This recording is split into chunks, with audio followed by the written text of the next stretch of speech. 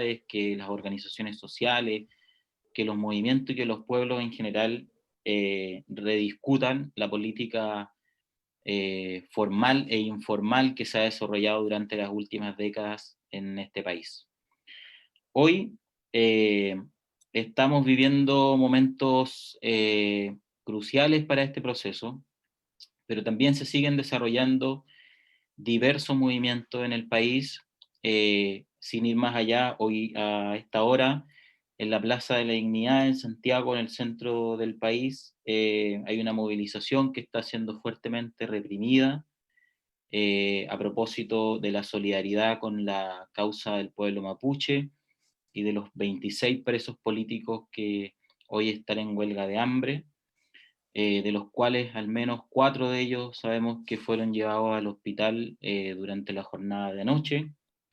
Eso a propósito que llevan en huelga ellos al menos en la cárcel de Angol desde el mes de mayo.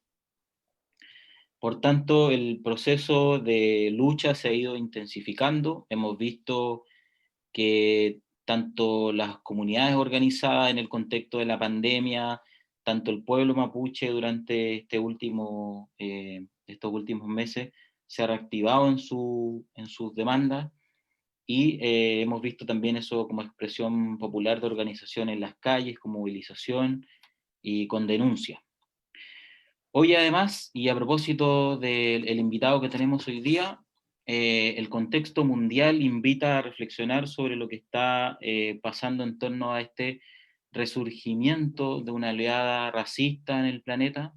Hemos visto movilizaciones contra el racismo en Estados Unidos, en Honduras, en Ecuador, en Brasil y también en Chile, porque precisamente también ha resurgido, ¿cierto?, esta tendencia al racismo cuando se acaban los argumentos, cuando la política se vuelve o se coloca en tensión, y que efectivamente pudimos ver eso hace un par de semanas, quizás un mes atrás, ¿cierto?, en el Gualmapu, cuando la gente fundamentalmente ligada a una organización de corte fascista, llamada el APRA, que vuelven a posicionar un concepto que se ocupó hace 140 años atrás, ¿cierto? Esta idea de la pacificación, pero pacificación con violencia, con racismo y también con persecución política y social al pueblo mapuche.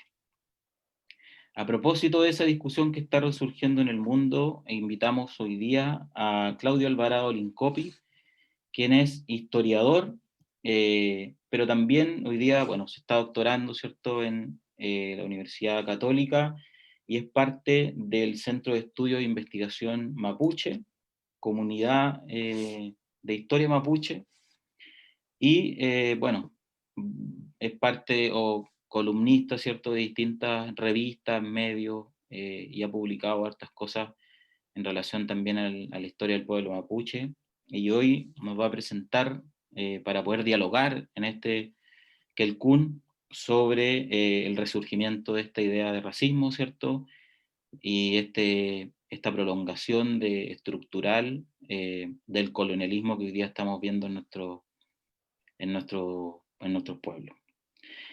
Así que sin más, dejo a Claudio para que se presente si quiere de nuevo, para que salude, y al final, bueno, vamos a, después de su presentación, conversar con las y los panelistas que estamos presentes hoy día, y también vamos a ir leyendo las preguntas que la gente vaya teniendo en el live para hacer esto más participativo.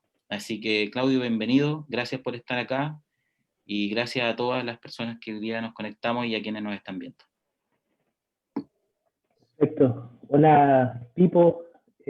¿Cómo estás? Mari Pupeña, Mari Pulamien.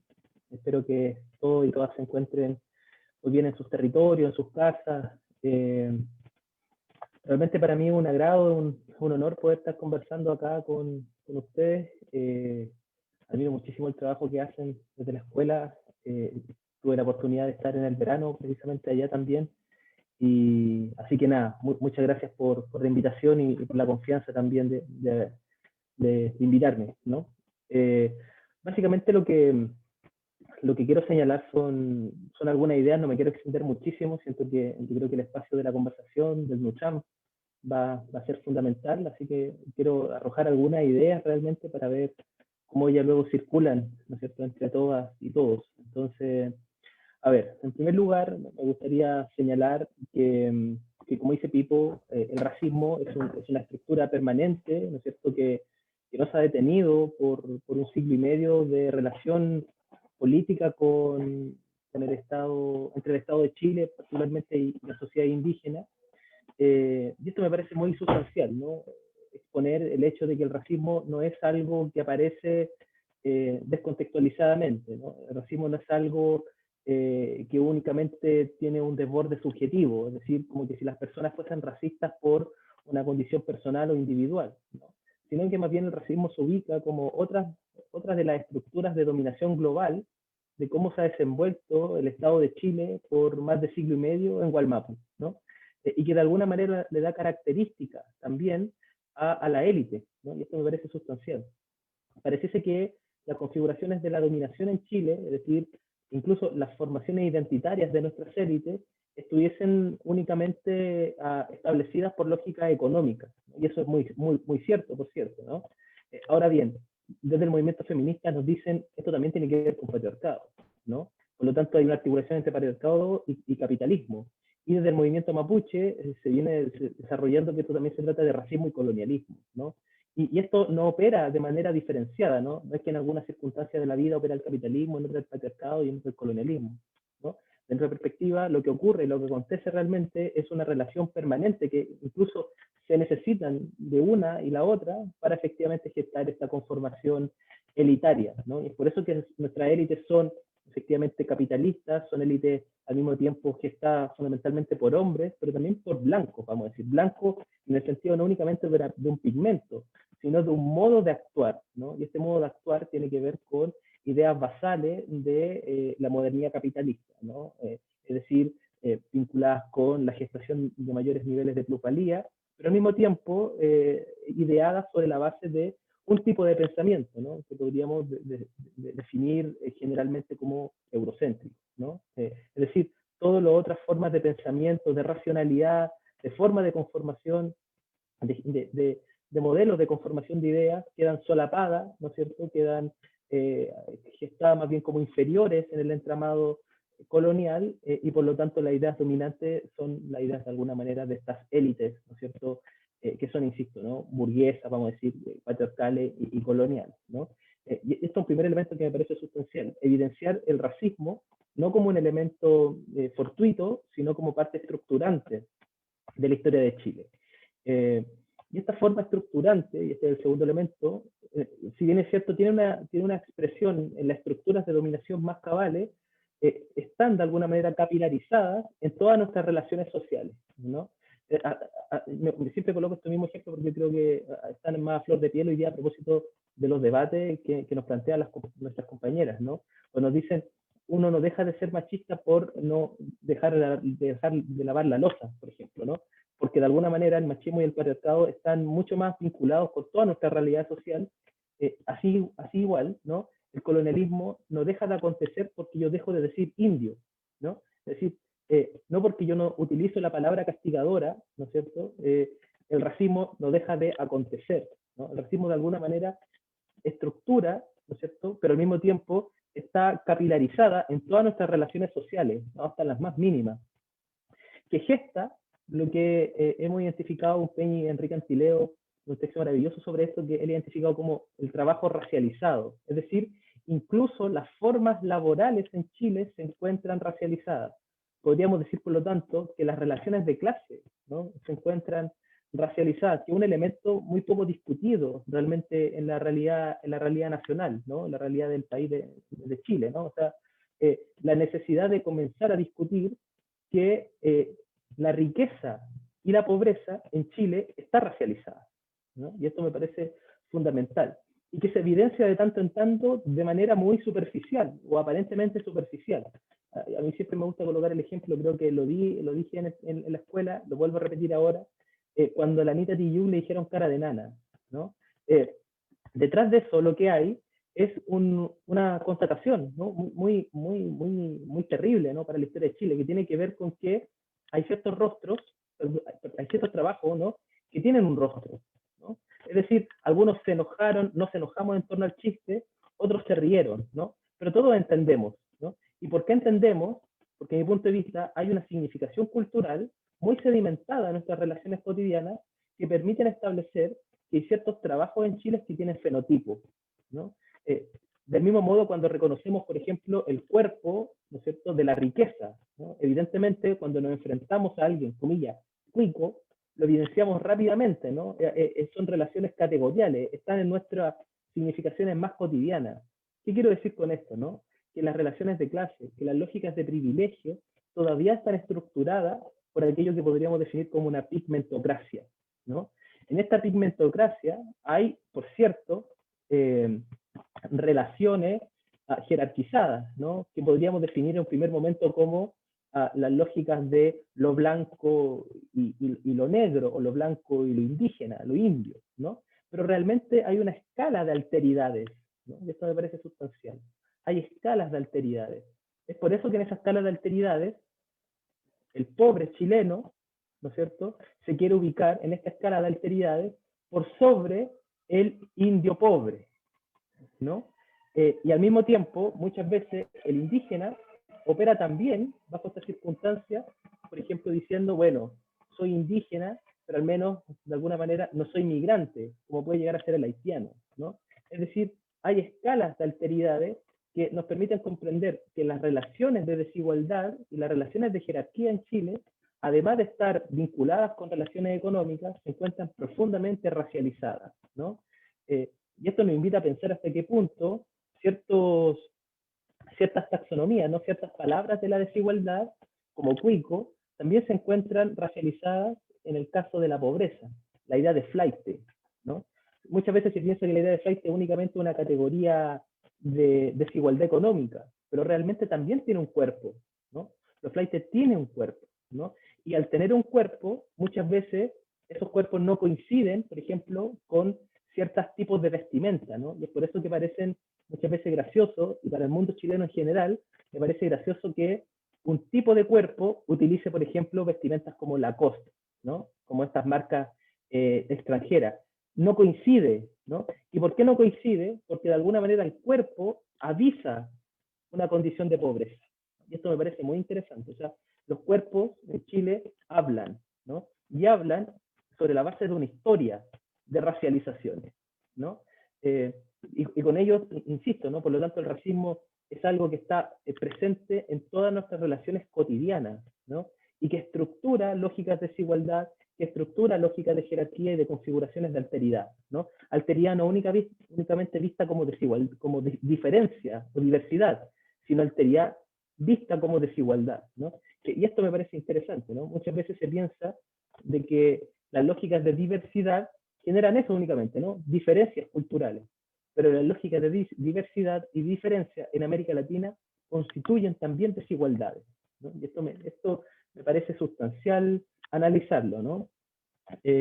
Toda vez que, y este es el tercer elemento ya más provocador para el futuro, que tiene que ver con que, por lo tanto, los regímenes, digamos, emancipatorios en América Latina no deben ser únicamente en torno a redistribución de la riqueza, vamos a decir, ¿no? Sino que también bajo lógicas de reconocimiento, ¿no? Pero no únicamente reconocimiento per se, sino que esos reconocimientos constituyen también redistribución de la riqueza y el poder.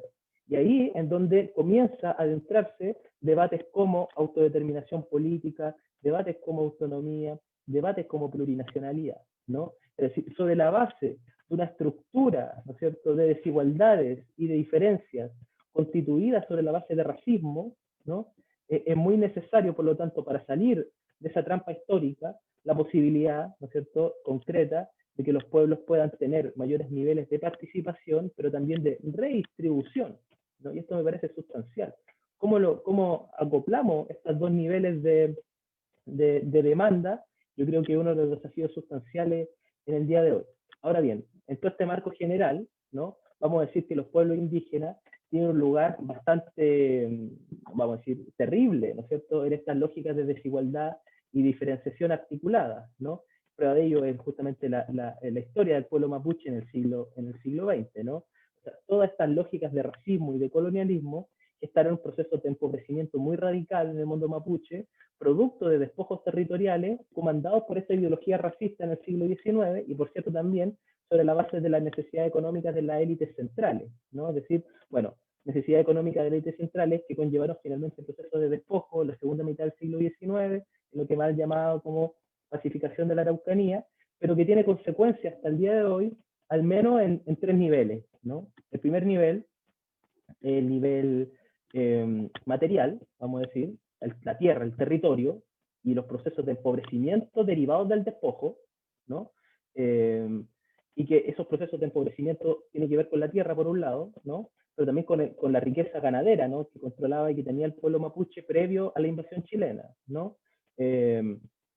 Sabemos que el pueblo mapuche en Puelmapo, en Argentina, y en Gulumapo, hoy día a Chile, controlaba 10 millones de hectáreas, ¿no? Posterior al proceso de invasión chilena, el pueblo mapuche queda reducido a 500.000 hectáreas, ¿no? Y tiene que, por lo tanto, desenvolver toda su vida social, cultural, económica, política, en apenas 5% del territorio histórico, ¿no? Esta es una condición material concreta, ¿no es cierto?, que explica los procesos de empobrecimiento durante el siglo XX, ¿no? Es decir, el pueblo mapuche no era un pueblo pobre, sino más bien es un pueblo empobrecido, ¿no?, por la condición efectivamente colonial. Este es el primer elemento, sin duda. Y es por lo que se reclama hoy día recuperaciones de tierra, ¿no es cierto? Así, ¿no? Este es el primer elemento. El segundo elemento, que están completamente articulados, por cierto, pero analíticamente es posible diferenciarlo, tiene que ver con la instalación de lo que podríamos denominar como una burocracia colonial, ¿no? Decimos burocracia colonial con la intención de tipificar, ¿no es cierto?, una estructura institucional comandada por lógicas raciales, ¿no? Es decir, la lógica de la justicia, la lógica policial, la lógica institucional en sus variables diversas, ¿no? Gobernaciones, municipios, intendencias, están fraguadas por lógicas de colonialismo. Y esto impacta profundamente en esa gestación del Estado, y esto me parece muy interesante. Siempre se ha dicho, o generalmente, ¿no?, incluso la historiografía crítica sobre los mapuche, que es el Estado central quien gesta, ¿no es cierto?, el Estado en Gualmapu. De mi punto de vista, lo que aconteció realmente es que fueron los colonos que se instalaron en la actual región de la Araucanía y zonas adyacentes, los que conformaron un tipo estatal muy particular. ¿Cuál es este tipo estatal? Un tipo estatal vinculado efectivamente con lógicas profundamente raciales, ¿no? Es decir, la justicia, ¿no?, comenzó a operar racialmente.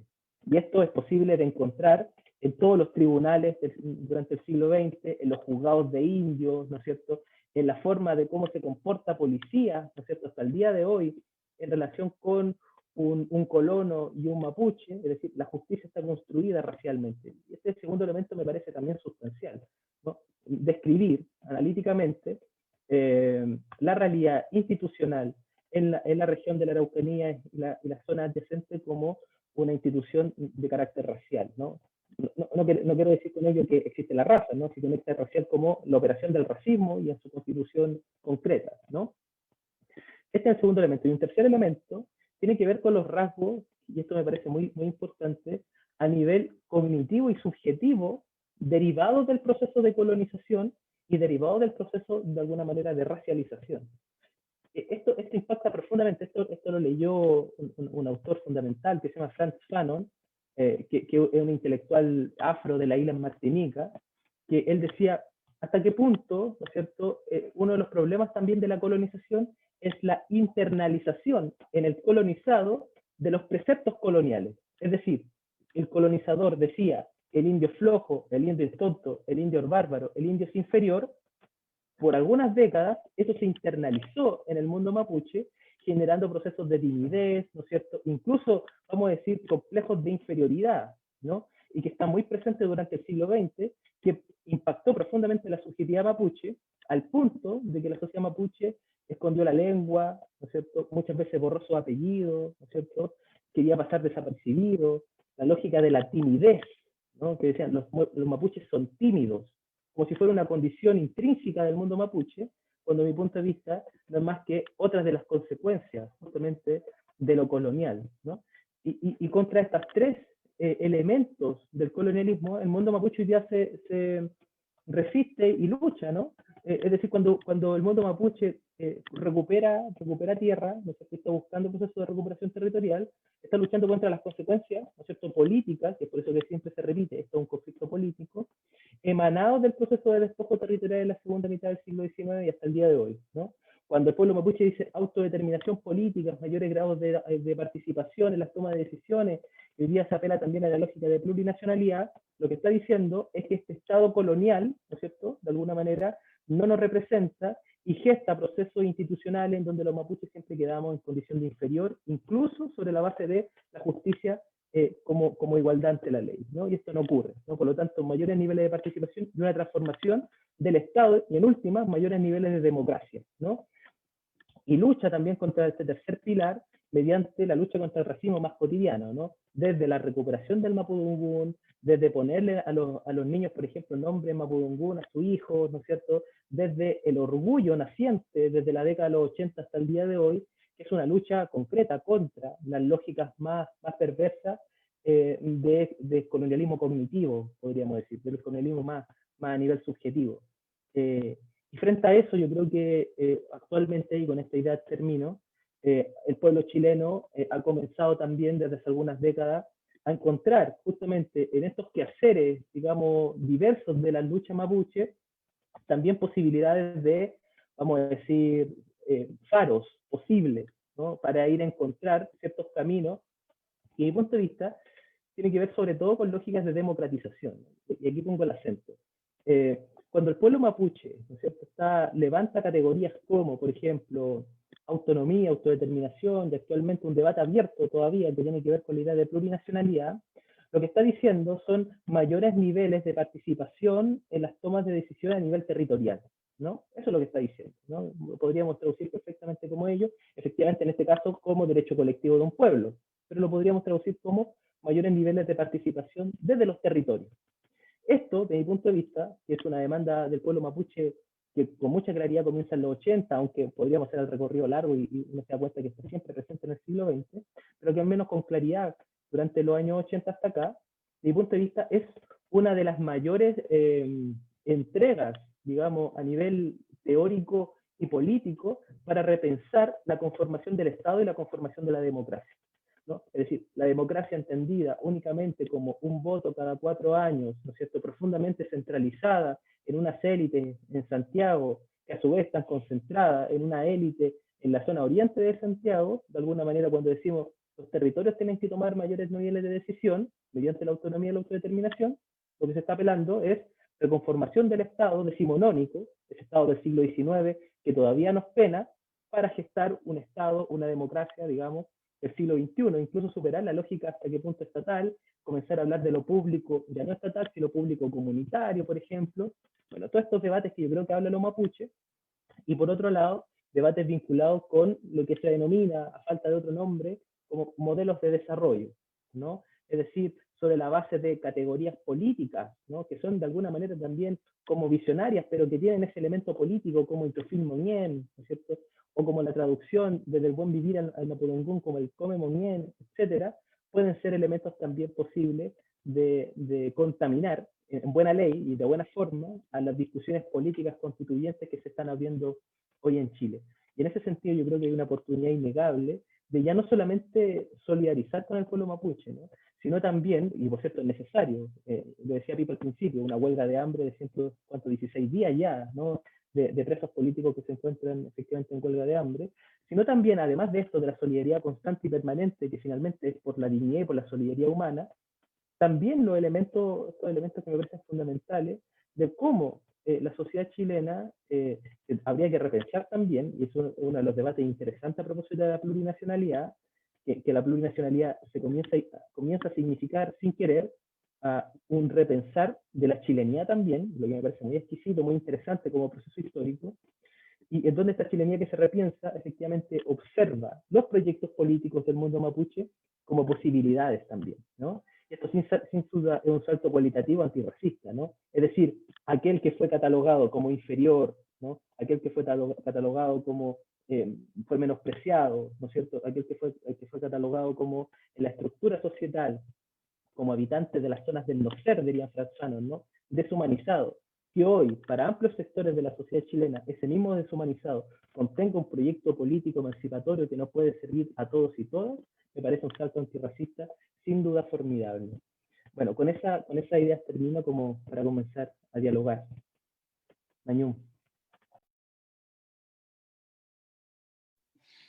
Muchas gracias, Claudio, por tu presentación. Creo que es súper relevante lo que acabas de mencionar, la discusión que abres, porque en el fondo, claro, hoy día constatamos hechos. Por ejemplo, hoy día mismo, así como les decía al comienzo, hay una movilización en Plaza Dignidad en solidaridad con los presos y presas mapuches, ¿cierto? Pero también hay una movilización de los camioneros que no está siendo reprimida en el país. Es decir, hoy día el mismo gobierno sale como vocero de los camioneros diciendo que fue casi un éxito de la democracia, una movilización que precisamente la movilización de los camioneros busca aumentar todas las leyes represivas que van contra el movimiento social y el pueblo mapuche. Entonces es casi inexplicable cuando los camioneros se movilizan hoy en un paro, que tuvo muy baja adhesión en todo caso, pero se movilizan con las mismas consignas del gobierno, las mismas consignas racistas que elevaron, por ejemplo, el APRA cuando hicieron, ¿cierto?, esta agresión en Gualmapu al pueblo mapuche, cuando saltaron diciendo el que no salta es mapuche, ¿cierto?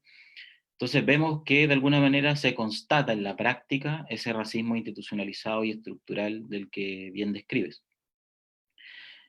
Ahora, bueno, hay panelistas en nuestro espacio, también está abierto la posibilidad de que la gente pueda preguntar por Facebook, así que si alguien tiene alguna palabra, puede hacer uso ahora en este momento. ¿Alguien tiene alguna pregunta? Hola, ¿Marcela? yo algo chiquitito, o sea, grande dentro del tema que estamos hablando. Bueno, primero agradecer a Claudio su presentación muy clarita, muy clarificadora, también de varios temas. Un poco lo que se me ocurrió cuando empezó a conversar sobre lo que es el racismo, yo igual creo que tiene que ver un poquito con el miedo que tienen los racistas a perder lo que robaron. Y lo otro también, si has visto o has estudiado un poquito la influencia de las religiones en este proceso o en la situación actual. Primero la católica y ahora la evangélica, que igual creo que influye bastante en la situación que está pasando ahora. Eso.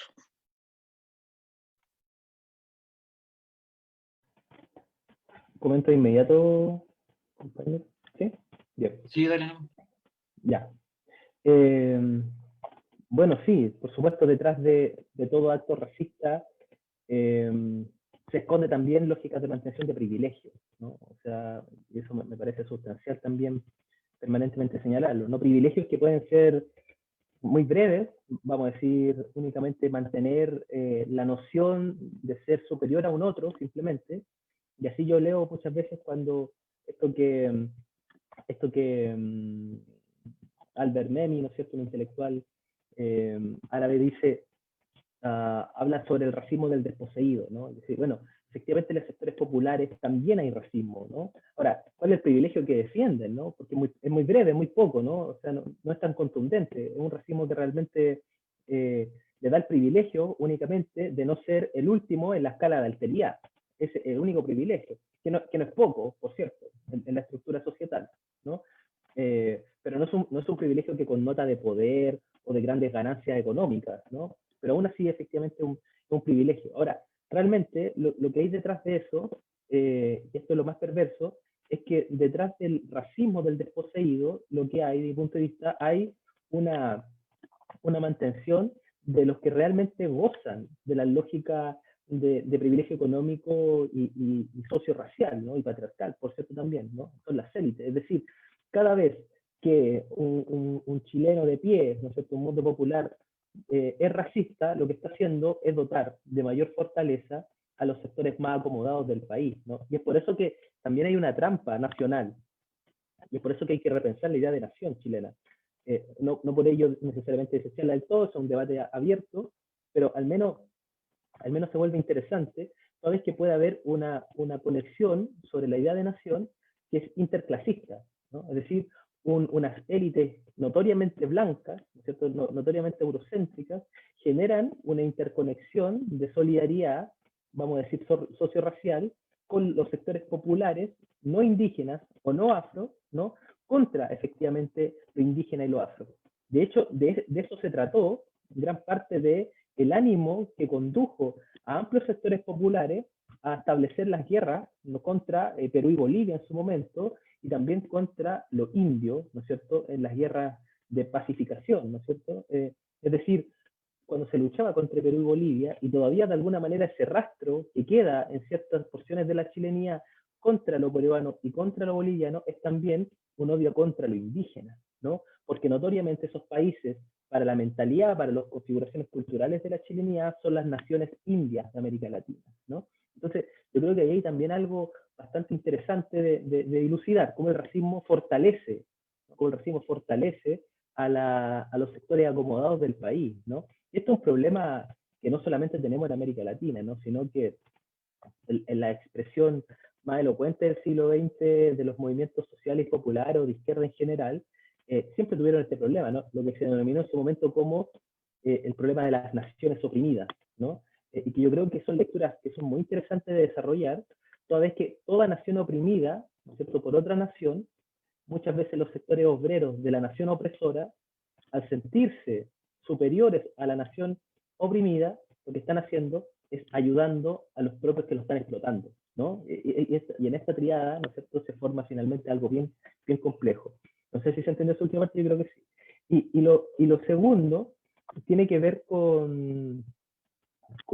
ay, se me fue la segunda pregunta, Marcela, perdóname. No importa, es el tema de la religión, la influencia de la religión católica y evangélica. Sí. Sí, yo ahí diferenciaría, no con el ánimo de decir hay religiones buenas y religiones malas, no sé, son religiones, ¿no? Yo creo que se comprenden en su efectivamente complejidad, pero diríamos, en un primer lugar, que actualmente hay ciertos sectores de la iglesia evangélica, yo creo que hay que ser suficiente también, no hay que simplificar, ¿no? O sea, es complejo, yo creo que es complejo particularmente cuando nos metimos en las religiones, toda vez que hay diferencias efectivamente entre líneas, vamos a decir, o ramas de cualquier religión, pero es elocuente que ciertos sectores de la iglesia evangélica que son profundamente anti-mapuche, ¿no? Y sobre todo contra la religiosidad, ¿no? Intentando de alguna manera que las machis no desarrollen su trabajo, ¿no es cierto?, oponiéndose efectivamente a esas labores y por lo tanto muchas veces dividiendo a las comunidades, ¿no? Y ahora, me gustaría marcar la diferencia porque al mismo tiempo reconocemos ciertas trayectorias al interior de cierta iglesia que de alguna manera en ciertas circunstancias de la historia mapuche en el siglo XX, vamos a decir, ayudaron, entre comillas, pero a desenvolver una cierta crítica al Estado colonial, particularmente los anglicanos, ¿no? Los anglicanos formaron a muchos mapuches que posteriormente fueron fervientes críticos, políticos muy importantes en el siglo XX, pensadores mapuches, que desarrollaron críticas muy interesantes contra la forma del racismo. Y sostenía sobre la base de que, mira qué curioso, sobre la base de que Dios, ¿no es cierto?, gesta de alguna manera a todos los seres humanos como iguales, por lo tanto, sobre esa base, el racismo sería incluso anticlerical, ¿no? Que es finalmente una de las estrategias también del mundo negro en Estados Unidos, ¿no? Ustedes se han dado cuenta que muchas de las luchas por derechos civiles del mundo negro emergieron en un primer momento desde la iglesia, ¿no? Porque había una promesa igualitarista, ¿no es cierto?, en ciertas ramas religiosas que permitieron finalmente dar lucha antirracistas también. Entonces, yo diría que ahí hay ciertos elementos que hay que mantener con cuidado, sobre todo para no engañar a la historia en primer lugar, y en segundo momento porque políticamente me parece muy, muy atingente, ¿no? Hay amplios sectores de nuestro pueblo, el pueblo mapuche, y hablar también del pueblo chileno, que comulgan efectivamente con ideas religiosas, y al menos mi punto de vista no es establecer luchas, y con esta idea cierro esta parte, me parece fundamental, establecer luchas religiosas, ¿no? Yo soy muy contrario con cualquier lucha entre religiones, ¿no? Así como mi forma como visionaria, mi forma de religiosidad es superior a la tuya, y finalmente, sobre esa idea de superioridad religiosa, lo único que terminan perdiendo somos los seres humanos, ¿no es cierto? Y sobre todo los seres humanos que ponen su cuerpo sobre la defensa de ideas como visionarias, que finalmente constituyen batallas que no se resuelven políticamente, sino que se resuelven únicamente militarmente, ¿no?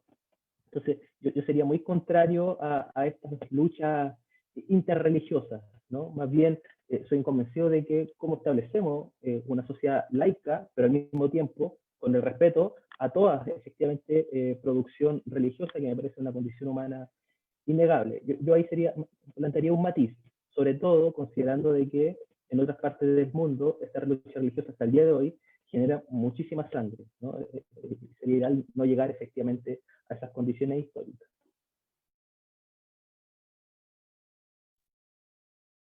Carmen, ¿tenía una pregunta por ahí? Sí, hola Claudio, gracias por tu presentación. Yo te quería consultar en relación al tema o a la visión de la plurinacionalidad en este proceso constituyente y ya prontos a un plebiscito. ¿Cómo ves tú presente esta discusión? Si en realidad la ves presente o la ves más bien ausente. Como ¿cuál sería tu análisis que tú nos podrías compartir desde todo lo que has conversado? Eso. Bueno, es un debate que se encuentra actualmente muy abierto. Primero, en la sociedad chilena, por supuesto, no se entiende muy bien qué se está diciendo cuando se habla de plurinacionalidad, lo que me parece sano también, de alguna manera, porque son categorías complejas y al mismo tiempo muy emergentes en el aparato conceptual de la política en Chile, ¿no? O sea, estamos muy poco acostumbrados a debatir sobre estas cosas, ¿no? Y por lo tanto, como no estamos acostumbrados y no tenemos una larga tradición intelectual en Chile, ni por derecha, por supuesto, y tampoco por izquierda, que ha debatido en torno a las complejidades de estar habitando una misma territorialidad y una misma comunidad política diversas naciones, ¿no?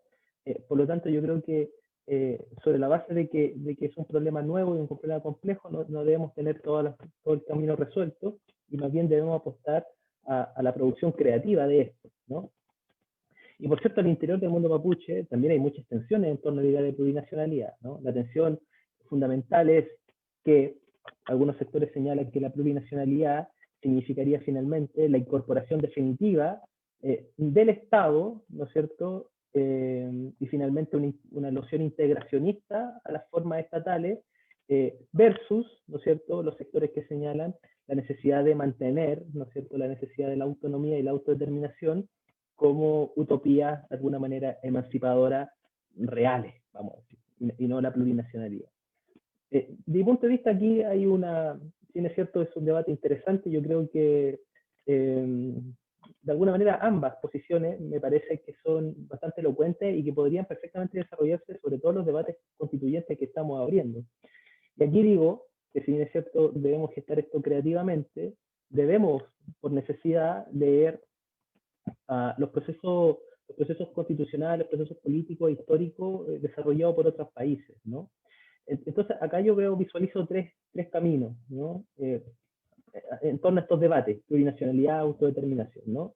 El primer camino, vinculado con lo que se conoce como, en otros países, las reservas indígenas, ¿no? Que de alguna manera es la posibilidad que en países como Estados Unidos, en Canadá, en Nueva Zelanda, pero también, por ejemplo, en países latinoamericanos como Colombia, se han establecido grandes extensiones territoriales, ¿cierto? Ahí tendríamos que necesariamente empezar a conversar de hectáreas, ¿no? Y ahí se pone más peliagudo el asunto porque se van a meter intereses económicos efectivamente sobre la tierra.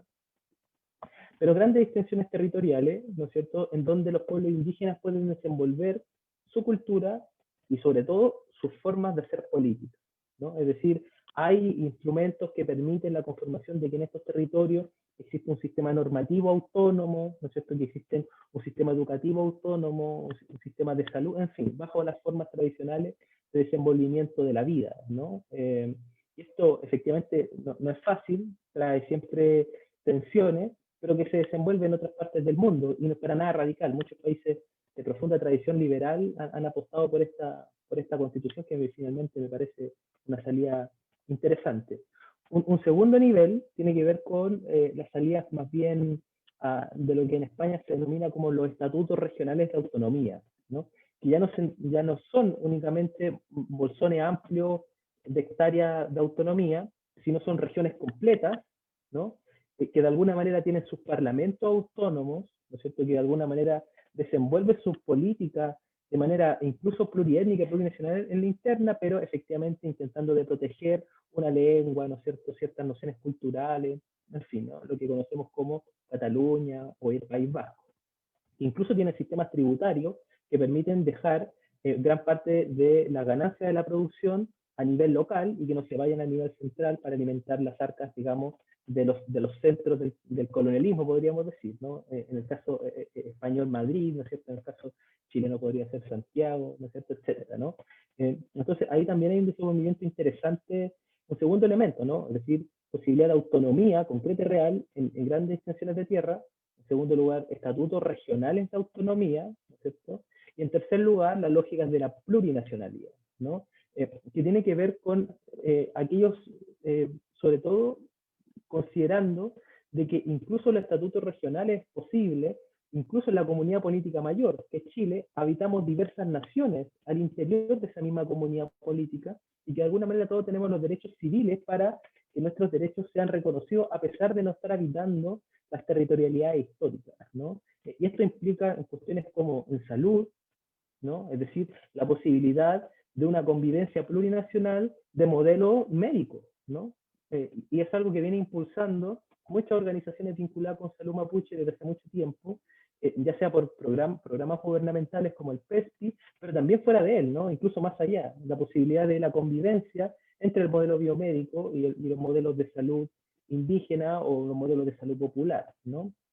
O en educación, la posibilidad de que la educación sea efectivamente intercultural y, incluso más, plurinacional para todos y todas. Es decir, que los colegios también se transformen en espacios de convivencia cultural, en donde no sea únicamente una forma de conocimiento la que se desarrolla y se desenvuelva, sino que en múltiples formas también sobre la base efectivamente de las experiencias territoriales. Es decir, en el norte efectivamente se podrá desenvolver más bien la educación vinculada con el Aymara, qué sé yo, en el sur, con el mundo mapuche, huilliche, en fin, ¿no? Yo creo que hay una cuestión bastante interesante que pensar, la plurinacionalidad que se expresa en salud, insisto, en educación, pero que también se puede expresar en términos jurídicos, ¿no? En aquello que se denomina como el pluralismo jurídico, ¿no? Que finalmente es la comprensión de que la normativa estatal, que viene cierto hegemónica y dominante, no es la única presente al interior de nuestros sistemas judiciales cotidianos, ¿no?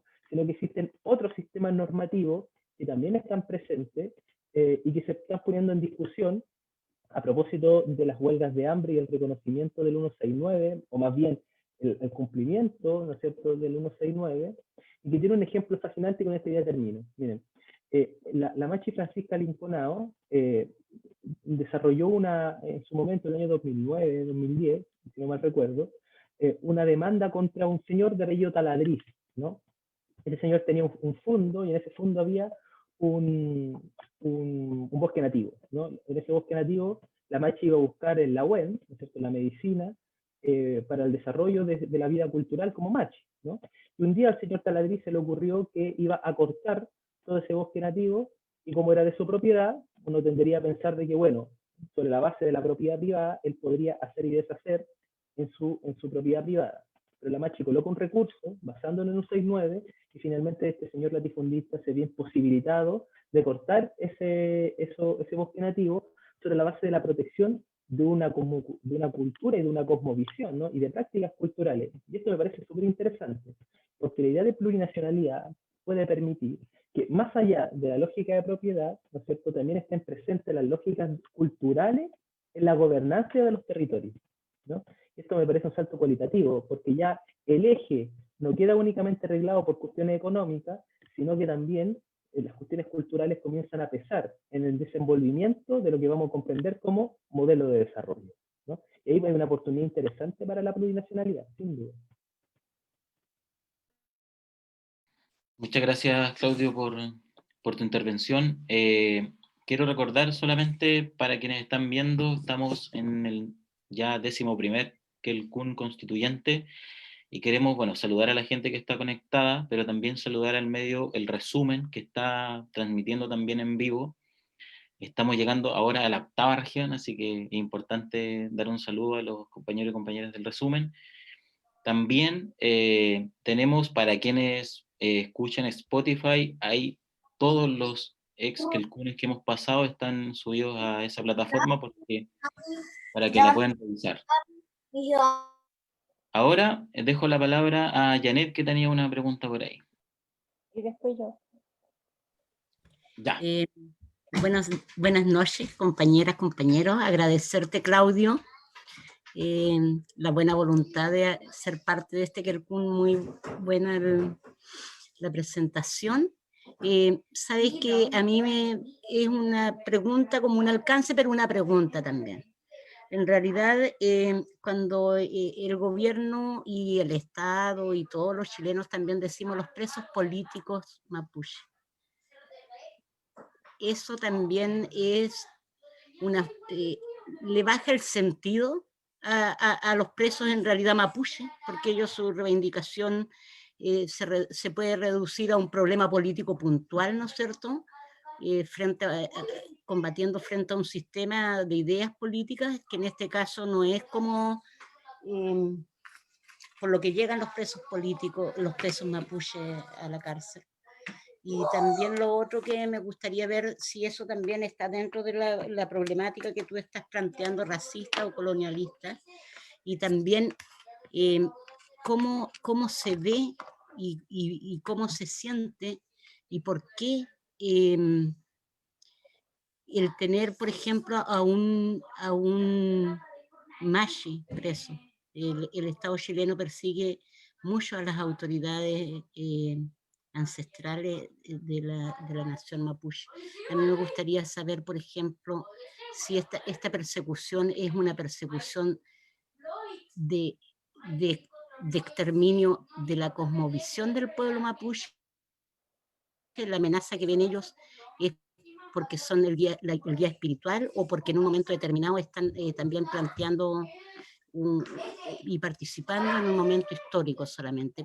¿Cómo tú ves la persecución que se le hace también a las autoridades del pueblo mapuche?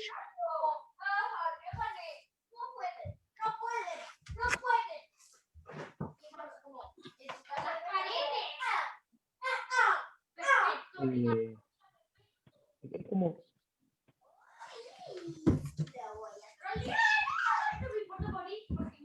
Janet, si puedes cortar tu micrófono, que se escucha, y ahora sí, Claudio. Ya. Sí, a ver, voy a partir con lo primero.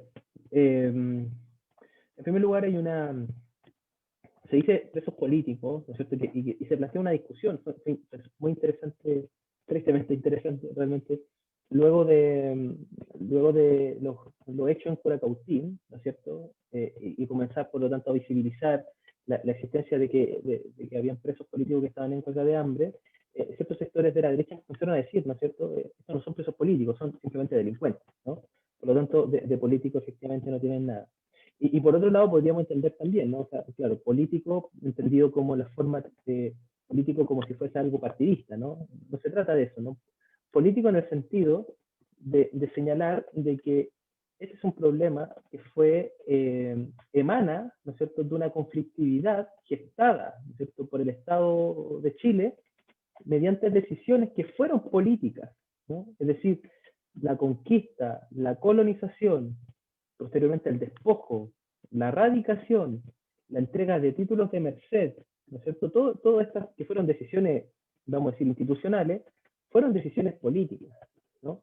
Y sobre la base de eso, cualquier proceso de recuperación territorial está sustentado, ¿no es cierto?, en el hecho de que el problema emana de una conflictividad gestada por decisiones políticas del Estado de Chile, ¿no? Es decir, cuando un preso mapuche, ¿no es cierto?, cae en presidio, ¿no?, valga la redundancia, por participar, ¿no es cierto?, en un proceso de recuperación territorial, lo que hay ahí detrás, ¿no es cierto?, no es simplemente un comilla, delito por intereses únicamente individuales, ¿no? Es decir, no quiero hacer eso únicamente para mí y sobre la base de mis intereses personales, ¿no? Sino tiene que ver efectivamente con una acción, ¿no es cierto?, contextualizada, ¿no es cierto?, parte de un escenario que tiene razones políticas de existencia. Se dice político por eso, en primer lugar, y se dice político en segundo lugar, porque gran parte de los procesos judiciales en donde finalmente los mapuches terminan en gran parte de las causas no siendo culpables, ¿no?, sino pasando un año y medio presos, digamos, únicamente en el proceso de investigación, su presidio en ese contexto tiene características políticas, ¿no? Es sacarlo, vamos a decir, de circulación del mundo de la idea y sobre todo del mundo organizativo, ¿no? Es decir, sacar a ciertos dirigentes del quehacer político, político cotidiano. Yo creo que ahí, sin duda, hay razones para entender el presidio como sin duda político, ¿no? Es lo que pasó con el lonco Curamil, ¿no? Que en su momento gana, ¿no es cierto?, el premio Nobel de Verde, ¿no es cierto?, como se le conoce,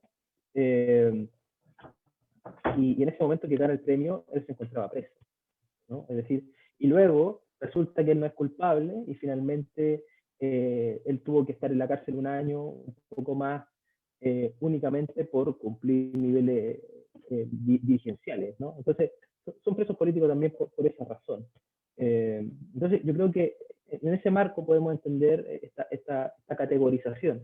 Y esto me parece muy, muy elocuente porque permite señalar de que en Chile actual existe el presidio por razones políticas, ¿no? Y esto es muy fuerte, ¿no? Y que, por cierto, en un primer momento estaba únicamente el mundo mapuche, y por cierto, ya también están los presos de la revuelta, ¿no? Que son los otros presos políticos que tenemos hoy día, ¿no? Chicos y chicas que están presas por haber participado de movilizaciones que tenían por fin razones políticas, y que de hecho estamos discutiendo, esto es muy curioso, ¿no? O sea, vamos a tener una votación, un plebiscito para cambiar la Constitución, que no puede ser nada más político que eso, y eso es derivado efectivamente por los procesos de movilización del 18 de octubre en adelante. Muchos chicos y chicas siguen presas por esas razones, ¿no? O sea, de no comprender en términos racionales, se puede entender efectivamente porque hay mucho interés detrás. Bueno, eso en primer lugar, ¿no? Siempre se me da las segundas preguntas, soy pésimo reteniendo las preguntas. Lo del match, ya me acordé, Janet, ya me acordé. Sí, sin duda, ¿no? La persecución de los machis, como ocurrió con la machi Francisca Lincolnao y actualmente con el machi Celestino Córdoba, tiene que ver con que los machis comenzaron desde los 90 hasta acá a cumplir funciones no únicamente espirituales, ¿no? Sino que espirituales, pero también políticas, colectivas, comunitarias, ¿no? Son una forma de articulación desde la base más prístina, vamos a decir, del movimiento, que son las comunidades, ¿no? Es decir, los machis cumplen una función, un rol muy importante al interior del entramado societal mapuche actual, ¿no? Y en ese sentido, claro que hay persecuciones contra ellos y ellas.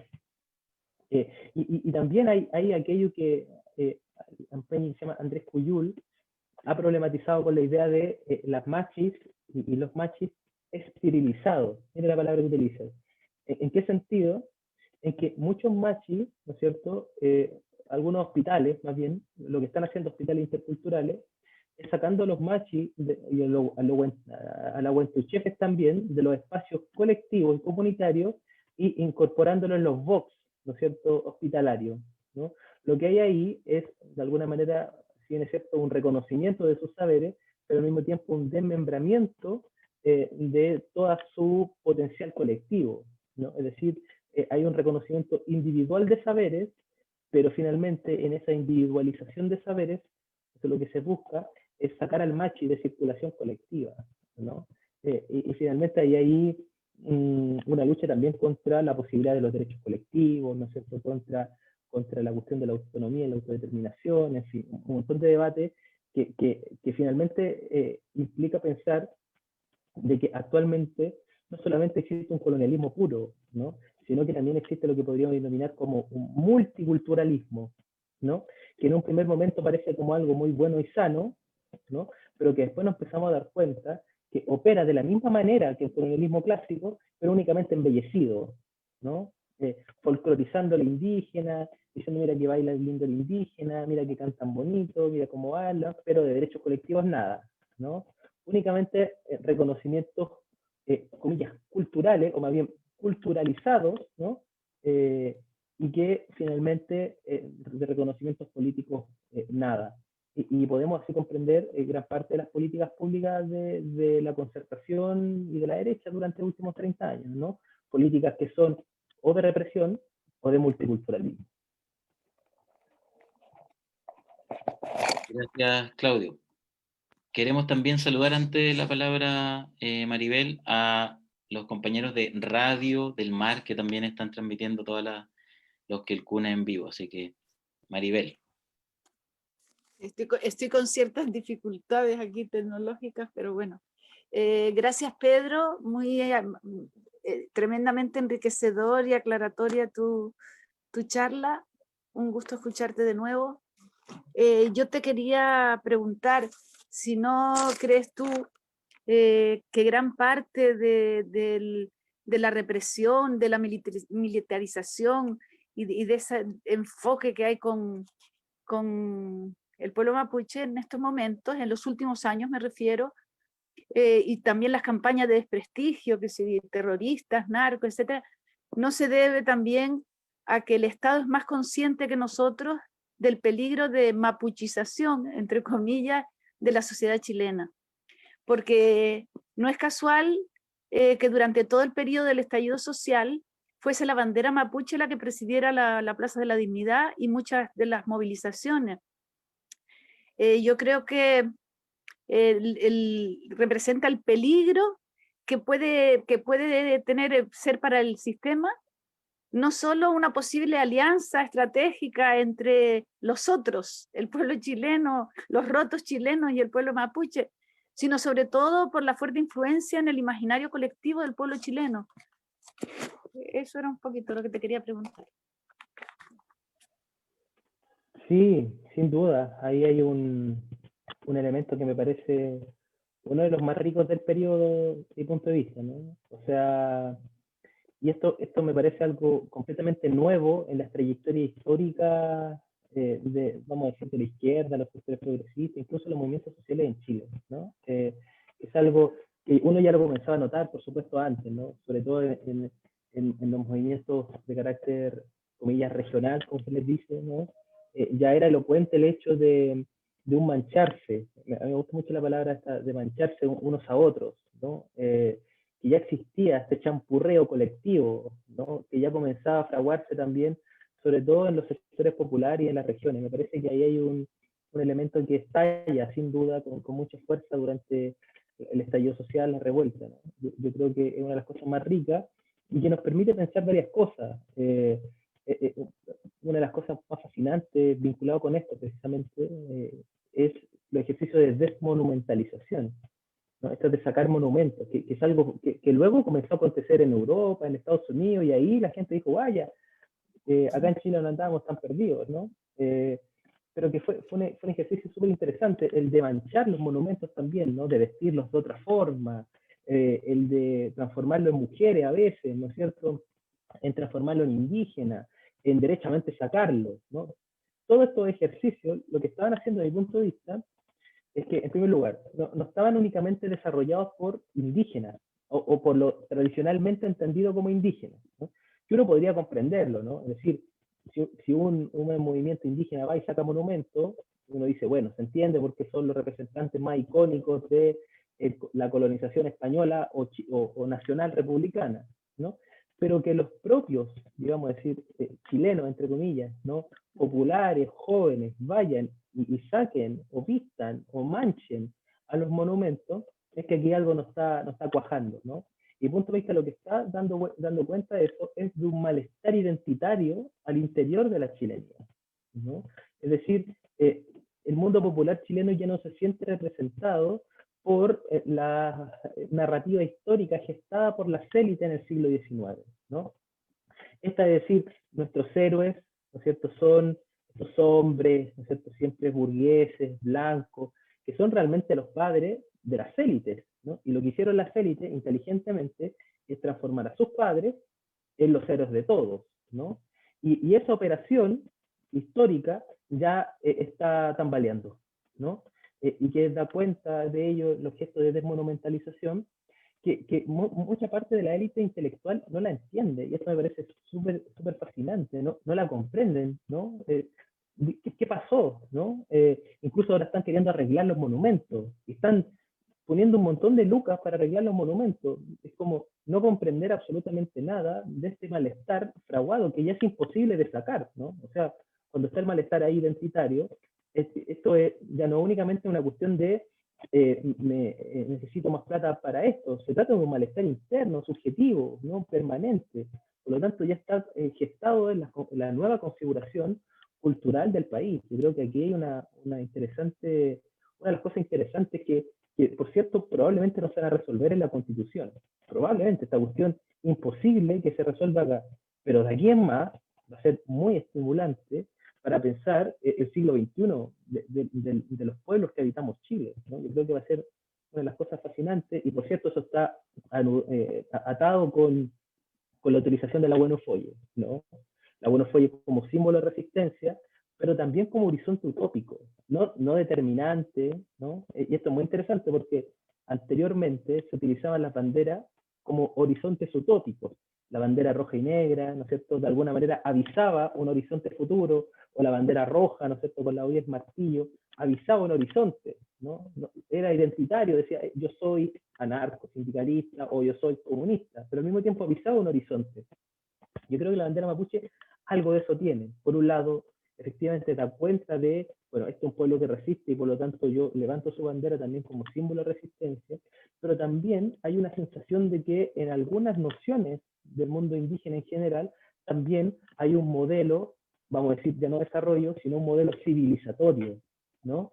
Distinto, ¿no es cierto?, a cómo se ha tramado la civilización moderna capitalista durante los últimos 5 siglos. Y esto me parece una de las cosas también más interesantes que, insisto, seguramente en el proceso constituyente esto no se resuelve, pero sí que va a tener acá, de aquí en más, horizontes muy interesantes para pensar las luchas de los movimientos populares y sociales en Chile. Gracias. Gracias, Claudio. Quiero mencionar a dos plataformas también que están transmitiendo y que siempre nos han acompañado. Una es Radio La Minga, que pueden buscar ahí en Facebook, y también Raíz Tabagual, que se ha sumado en compartir estas reflexiones que hemos estado haciendo viernes a viernes, todas las semanas a las 21 horas. Cristian también quería preguntar algo por ahí.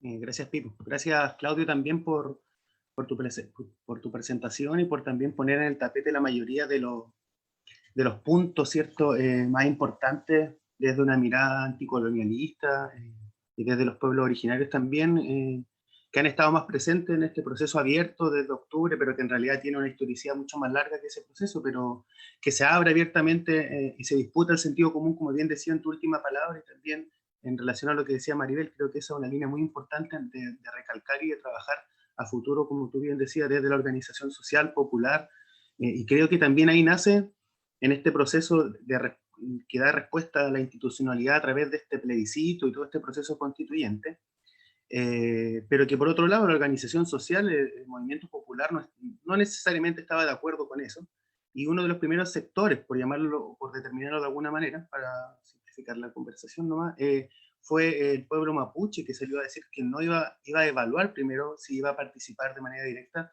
por estos temas que después voy incluyendo, que tú incluiste bien en tu presentación, pero también con la idea de probablemente tener un proceso constituyente propio, como nación. Se planteó en alguna instancia, lo recuerdo en su momento, pero eso también abre un debate que es también el que hemos ido dando a través de los Quilpunes, que es que quizás las opciones que hoy en día tiene la institucionalidad no da el ancho con efectivamente resolver todos los problemas, y es por eso que la Asamblea Constituyente sigue siendo también un horizonte de lucha.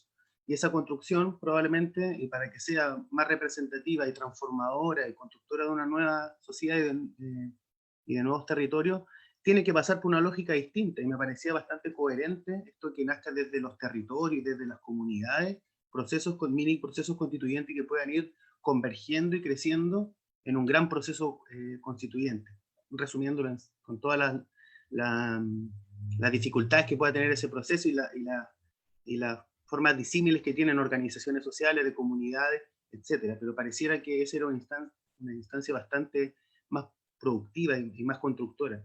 No sé si te parece que es una buena alternativa, y de ser así, ¿qué viabilidad podría tener esto desde los pueblos originarios y desde también tu experiencia que puedas conocer del mundo social y popular? Eso, y gracias por tu presentación. No, gracias Cristian. Bueno, en primer lugar, efectivamente el mundo mapuche es un pueblo muy diverso, ¿no? Y esto es importante primero por lo siguiente. Reconocer la existencia de un pueblo, incluso más, ya se habla de una nación, hace algunas décadas, de nación mapuche, por un lado implica efectivamente un reconocimiento efectivo de la existencia de otra nación habitando el mismo territorio, ¿no? La misma comunidad política. Y esto es un salto cualitativo en términos subjetivos y de reconocimiento. Y quien reconoce a un otro inmediatamente comienza a deberle cosas, ¿no? Cuando dice, bueno, te reconozco como nación, por lo tanto reconozco que tú puedas tener autodeterminación, mayores niveles de participación, un territorio, en fin, ¿no? Y entonces, en primer lugar, es importante por esto, ¿no? O sea, reconocimiento de una nación implica esto. Ahora, en segundo momento, cuando uno reconoce la existencia de otra nación, reconoce también que como toda nación hay multiplicidades de programas, de proyectos al interior de esa nación, ¿no? Por lo tanto, cualquier posibilidad de homogeneizar al otro, a la experiencia de esa otra nación, sería igualmente colonial, ¿no? Por lo tanto, y esto me parece importante, porque da cuenta de que el mundo mapuche, y esto se ha puesto en evidencia durante las últimas semanas con mucha fuerza, no tiene un proyecto, o más bien, tiene un proyecto común, pero con caminos divergentes, ¿no? Entonces, de alguna manera todos están apostando por mayores niveles de derechos colectivos, ¿no es cierto? Que eso se puede traducir en autonomía, autodeterminación, plurinacionalidad, etcétera, pero todos están apostando por derechos colectivos, pero los caminos son de alguna manera divergentes, ¿no? Uno podría decir, hay el camino del control territorial como camino hacia la autonomía, ¿no? Es decir, tomarse un territorio y finalmente, o tomarse un fondo, una tierra, un monocultivo, ¿no es cierto?, una empresa forestal, y finalmente desarrollar ahí el control territorial efectivo y concreto, ¿no? Y por otro lado, existen algunos que están apostando por los municipios, por ejemplo, ¿no? La organización AMCAM, ¿no? La organización de asociaciones de municipalidades con alcaldes mapuche, que finalmente van por el poder, vamos a decir institucional, pero local, territorial, con la finalidad de acumular fuerza y finalmente generar también un poder mapuche desde los territorios, desde las comunas, con amplios porcentajes mapuche. Hay otros incluso que apuestan por un partido político mapuche o el Mapudungun. Hay otros que apuestan por caminos de autonomía y autodeterminación sobre la base de vías institucionales, entre comillas, ¿no es cierto? Otros que más bien apuestan por el camino propio, Aucán Huilcamán, el que tú nombras, ¿no? Cuando Peña Aucán decía, bueno, nosotros vamos a hacer una asamblea constituyente autónoma. En fin, hay distintos caminos, ¿no? Y yo creo que ninguno de esos caminos al interior del mundo mapuche hoy día tiene plena hegemonía, ¿no? Y esto también es interesante. Ninguno de esos caminos comanda efectivamente todo el desenvolvimiento del pueblo mapuche. Efectivamente, hay sectores actualmente, el sector que más sufre las consecuencias son los que apuestan por el control territorial efectivo, ¿no? Y los que son los que tienen actualmente la mayoría de los presos, ¿no es cierto? Y por lo tanto uno podría decir son la punta de lanza de un movimiento, ¿no? Pero en un movimiento mucho más amplio efectivamente que ese sector.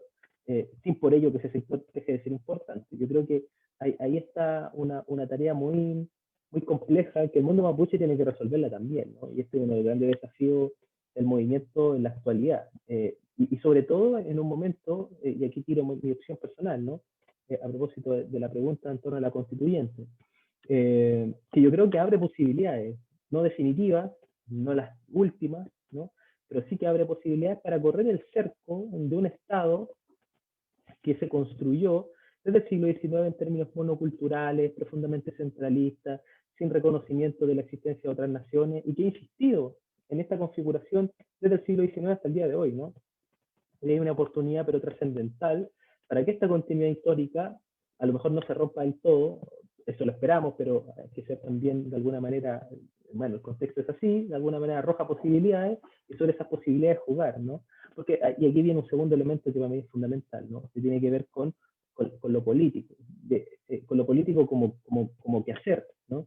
Difícilmente vamos a tener un escenario que siempre satisfaga todas nuestras preconcepciones y nuestras consignas, ¿no? Realmente hacer política implica efectivamente mover un escenario móvil, completamente muchas veces ajeno, pero que de alguna manera nos posibilita a gestar ciertas posibilidades y otras clausurarlas. Y yo creo que eso no debe ser leído como negatividad, ¿no?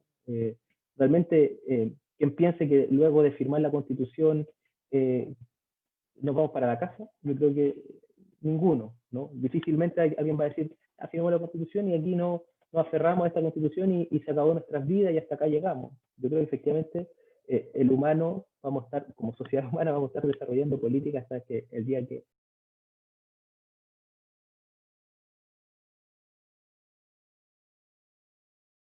esperanza desde mi punto de vista, ¿no? O sea, es un siglo sin duda que a ciertos amarres institucionales profundamente elitarios, señoriales, al menos se están resquebrajando.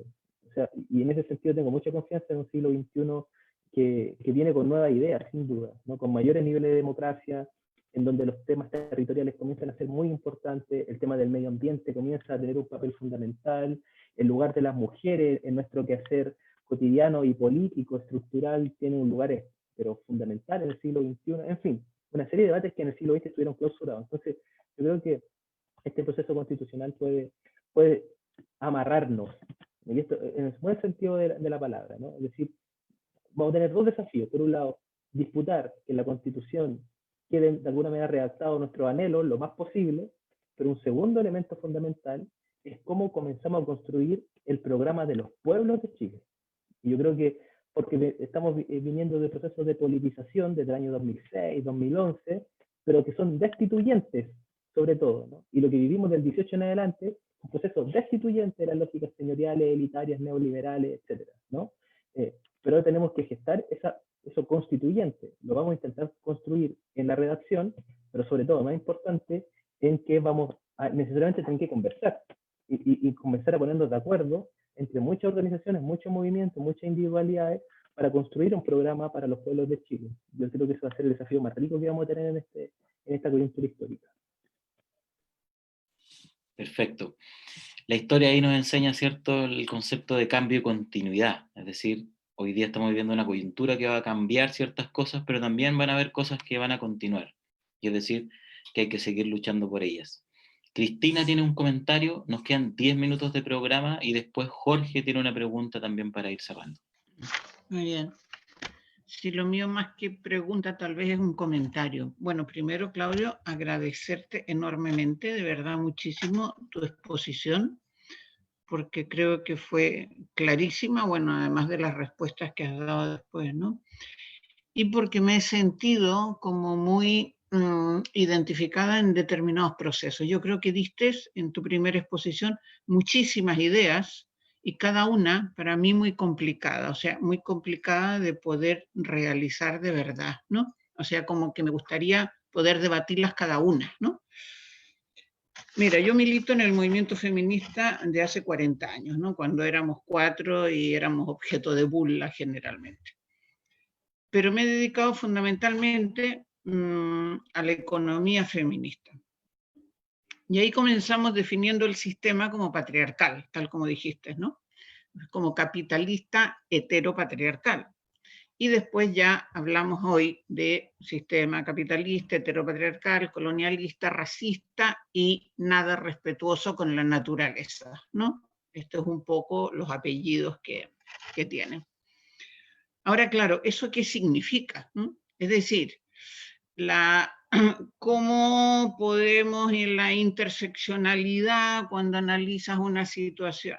Pero a mí lo que más me preocupa es, por ejemplo, colectivamente y después a nivel personal, hemos intentado hacer los procesos, pero los procesos de cambio, que son muy complicados, porque en el fondo es reprogramarte, o sea, deconstruirte de cómo te han hecho y volverte a construir, ¿no? Porque cuando, bueno, todos los conceptos que tú ibas dando de cómo somos racistas, ¿no? De cómo nos hicieron racistas desde la cuna, ¿no? O cómo nos hicieron, por ejemplo, tú hablabas de la lógica de la diversidad. Claro, se acepta perfectamente, somos diversas, ¿no? Bueno, sí, pero cuando la gente piensa en esta diversidad, o las mujeres, estamos poniendo siempre a que las blancas aceptan que hay otras mujeres diferentes, ¿no? Es decir, todo esto es tan inconsciente. O cuando se habla, por ejemplo, de negros, pensamos en hombres.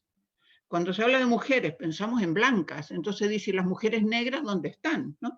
Entonces, pero todo esto son procesos tan complejos de ir haciendo conscientes y entonces empieza la posibilidad de poder cambiarlos, ¿no? De poder rehacerte, ¿no? Entonces, lo que pasa es que cuando aceptas que hay que hacer todos estos procesos, bueno, ya estás en un camino mucho más fácil, ¿no? Pero no es fácil, ¿no? O sea, porque yo creo que todos y todas pues nos han criado en este sistema capitalista, racista, colonialista, etcétera, ¿no? Y por tanto ya, fíjate, solo el hecho de vivir en un sistema capitalista, cómo la gente lo defiende, gente que dice, pero ¿cómo puedes defender esto si tú eres pobre, ¿no? Pero bueno, no, porque la propiedad privada que nombrabas, ¿no? Todo el mundo absolutamente convencido de la propiedad privada es lo mejor. Bueno, te digo esto porque yo me sentí muy identificada en los procesos, ¿no? Estos procesos de construirnos y volvernos a construir cada vez que poníamos un apellido nuevo a nuestra categorización del sistema, ¿no? Y bueno, no sé, no, porque a mí lo que me preocupa es que estos procesos son tan largos, cuando tienes realmente que nos han metido una serie de ideologías, y las ideologías, en el fondo todas tienen el papel de hacerte creer que vives en el mejor de los mundos posibles, y por tanto no intentes cambiarlo, ¿no? Y por tanto, claro, ahí estamos y bueno, vamos haciendo conscientes algunas cosas y vamos intentando modificarlas. Pero hay algunas que son muy profundas, ¿no? Y que después se siguen utilizando, como bien explicaba, se sigue manipulando y por tanto se van grabando cada vez más profundamente, ¿no? Entonces, no sé, a mí lo que me preocupa es que son procesos como muy largos, ¿no? No el, por ejemplo, bueno, esto que decías, bueno, pues no sé, me pongo ahora a devolver las tierras o lo que sea, no, el dejar de ser racista, ¿no? El dejar de ser una sociedad racista, por ejemplo, ¿no? Y que a nivel personal cada una dejemos de ser racista o dejemos de ser, etcétera, ¿no? No sé, era un comentario preguntándote tu opinión, pero no sé si... Pero bueno, Sí, muchísimas gracias, ¿eh? Muchísimas gracias. muchas gracias a ti por la pregunta, realmente por la reflexión. Sin duda se pone en el centro del debate teórico y político, ¿no?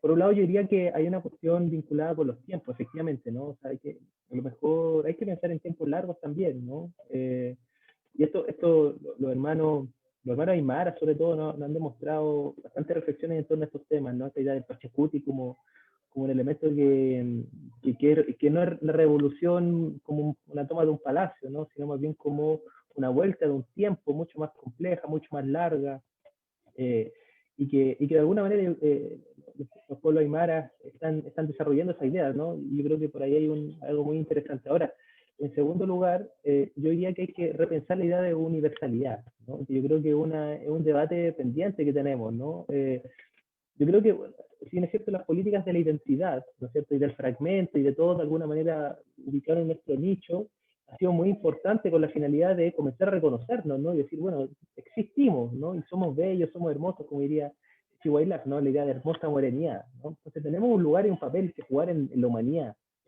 Lamentablemente esas mismas políticas de identidad muchas veces nos han efectivamente eso, fragmentado, ¿no? Y generando la imposibilidad de la articulación entre todos y todas, ¿no? Yo creo que ahí hay un desafío potente de repensar la universalidad, ya no desde la universidad eurocéntrica, sino como universalidades contradictorias, complejas, chapurrias, me gusta decir a mí, ¿no? Yo creo que ahí hay un desafío teórico y político de larga duración, sin duda.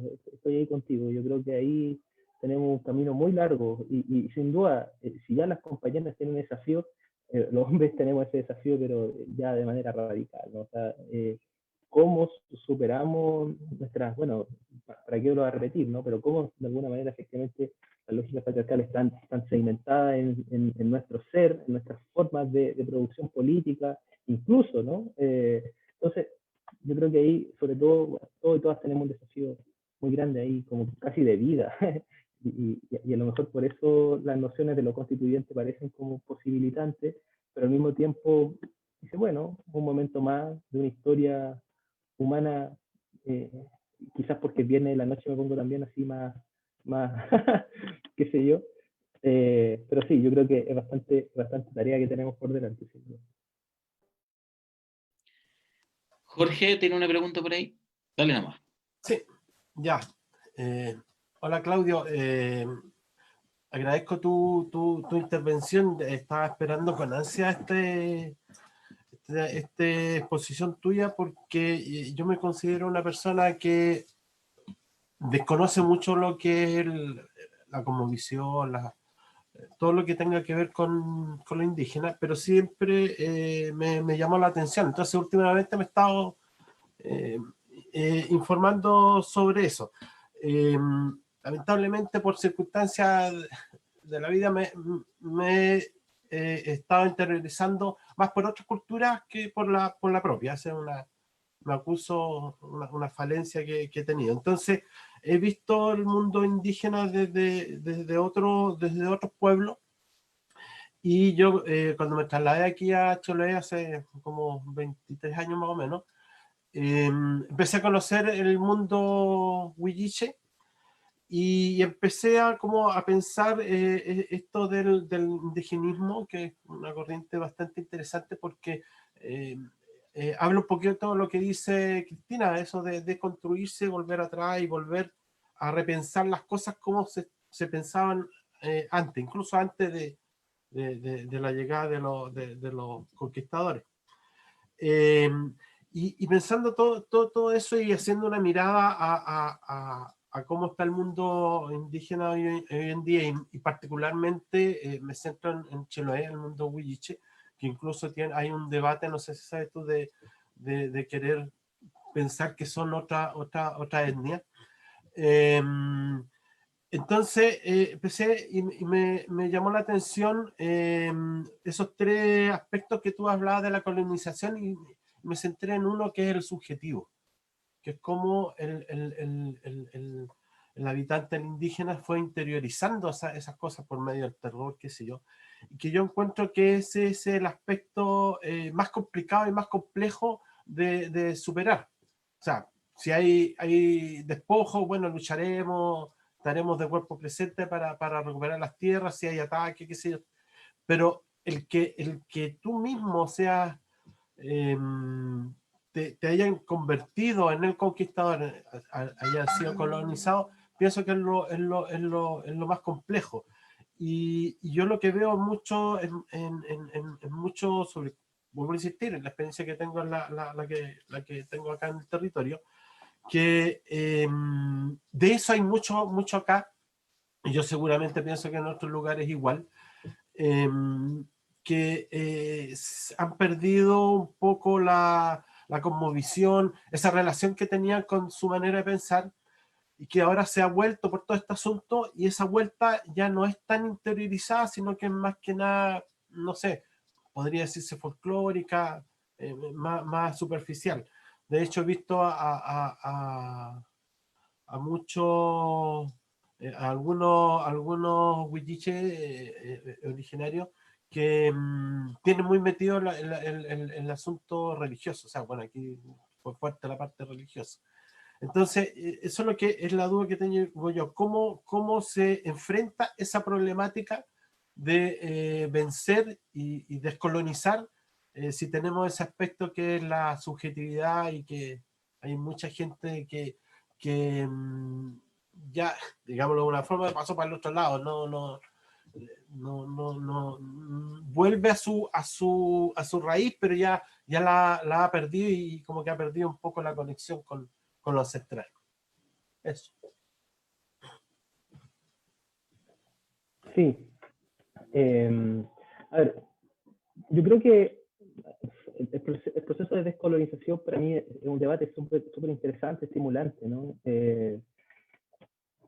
Yo no tengo una respuesta definitiva. Sí tengo mi respuesta, ¿no? La que yo creo que es el camino. Y aquí estoy con un intelectual, ya lo cité hace un ratito, Frantz Fanon, y que digo intelectual, pero realmente era un revolucionario. Él luchó por la liberación de Argelia, en fin, un personaje muy interesante, psiquiatra, en fin. Frantz Fanon decía que la descolonización, en primer lugar, nunca pasa inadvertida, ¿no? Sino que gesta seres humanos nuevos. Esto me parece interesante, ¿no? La descolonización es la construcción de seres humanos nuevos, ¿no? ¿Y por qué lo decía?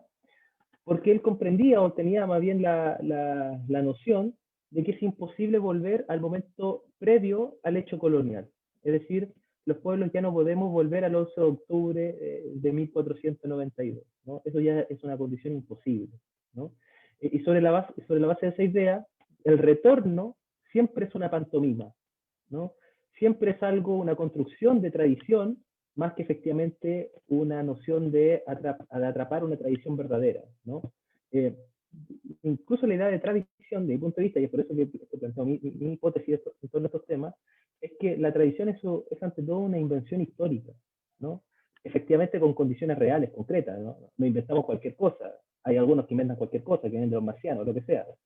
Pero efectivamente es una invención y sobre todo una selección, ¿no? Es decir, seleccionamos los elementos de la tradición que pueden ser fundamentales para las construcciones políticas contemporáneas, ¿no? En ese sentido, la tradición no es algo, un paquete cerrado que se entrega del pasado, ¿no? Por lo tanto, no existe un ser, desde mi punto de vista, mapuche, más mapuche que otro, ¿no? Toda vez que esta forma de producción de lo cultural es una gestación muy contemporánea, ¿no?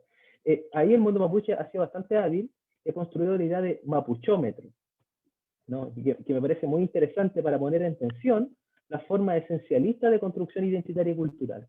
Es decir, bueno, sobre la base de un mapuchómetro, lo que comenzamos a trisurar, ¿no? a ponerla en tensión, es de alguna manera estas invenciones de una realidad ideal, ¿no? Y más bien volver a Frantz Fanon, ¿no? Mi punto de vista, ¿no? La gestación de la descolonización es una creación de seres humanos nuevos. Entonces, Frantz Fanon les decía a los poetas, ¿no? Argelinos de la liberación nacional, les decía, poetas, ustedes no canten, ¿no? A donde el pueblo se encontraba antes, porque el pueblo ya no respira ahí, ¿no? Más bien el pueblo respira en las acciones, quehaceres, reflexiones, pensamientos que desarrolla hoy para su propia emancipación. Ahí respira el pueblo, ¿no? Y eso me parece fascinante, pensando en una posibilidad efectivamente descolonizadora. Eso no implica olvidar el pasado de nuestros muertos, ¿no? Muy por el contrario, ¿no? Incluso significaría redimirlos, ¿no? Y eso me parece un ejercicio muy bello también, casi poético, hacer de la política poesía también. Yo creo que ahí hay un espacio bien interesante para pensar la descolonización. No sé si se entiende muy bien, pero en resumen, al menos yo no soy de los que creen que hay que volver a un origen, ¿no? Porque de alguna manera eso, desde mi punto de vista, es un imposible, sino más bien debemos construir, efectivamente generar los marcos emancipatorios contingentes. Eso, por cierto, no es fácil y tampoco conlleva necesariamente paz entre todos y todas. Ya se está observando efectivamente con lo que pasa en Chile. Estoy muy pendiente de ese proceso, por cierto. Y yo creo que bueno, ahí hay intereses políticos, en fin, hay muchas cuestiones que están de por medio, ¿no? Ahora, lo fundamental, de mi punto de vista, es más que buscar orígenes, que esa cuestión siempre siempre uno podría empezar incluso a inventar orígenes. Es muy propio de esas formas de construcción. Es más bien pensar la descolonización como creaciones nuevas, ¿no? de seres humanos descolonizados. Yo creo que hay una tarea que es muy compleja, por cierto, no la podría reducir en tan pocas palabras, pero más o menos eso. Yo le decía a Pipo por interno que estoy bastante complicado por el tiempo. Sí, te liberamos y gracias, Claudio, por tu participación. Agradecerte a nombre de todas las personas que nos reunimos semana a semana, los días viernes a las 21 horas, a hablar sobre estos temas. Agradecerle a la gente que está conectada. Hay una pregunta entre las personas que participaron. Sugerimos que, como no hay tiempo para contestarla, porque también nos arrasamos mucho, que de repente puedas meterte al mismo Facebook y ahí contestarla directamente. Entonces, nos despedimos, agradecemos a la gente que participó, agradecemos también a los medios que han transmitido en vivo, y nos vemos el próximo día, viernes a las 21 horas, ¿cierto? Chao, Claudio.